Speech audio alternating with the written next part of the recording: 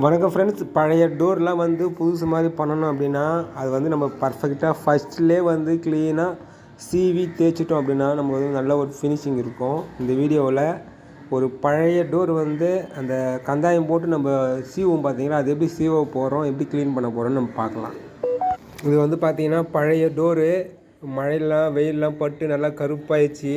20 வருஷம் டோரு. இதுதான் வந்து க்ளீன் பண்ண போகிறோம். மேலே இருக்கிறதுலாம் மட்டத்தெல்லாம் வந்து பஃபிங் போட்டுடலாம். அந்த மூளை மூடுகள்லாம் வந்து பஃபிங் போட முடியாது. அதெல்லாம் நம்ம க்ளீனாக சீவணும். அது சீவுறது வந்து கந்தாயம் போட்டு நாங்கள் வெளியே போவோம். இது வந்து வால் தகடு வந்து நம்ம சைஸுக்கு தகுந்த மாதிரி கட் பண்ணிக்கலாம்.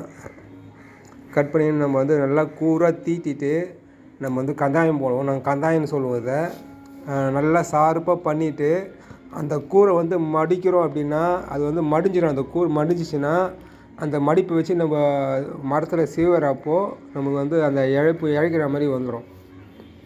பாருங்கள், நல்லா தீட்டிட்டு அந்த கூரை மடிச்சிட்டு இப்போ வந்து இழைக்கிறோம்.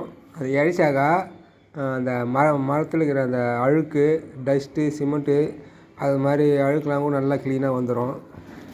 ஃபஸ்ட்டு வந்து அந்த தகடு வந்து க்ளீனாக தேய்ச்சிக்கணும். கத்தி மாதிரி ஷார்ப்பாக தீட்டின்னு மடிச்சிட்டு வெளிச்சிட்டு நல்லா தேய்க்கலாம்.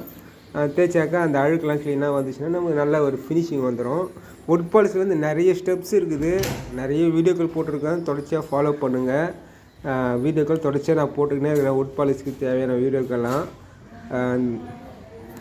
Thank you friends.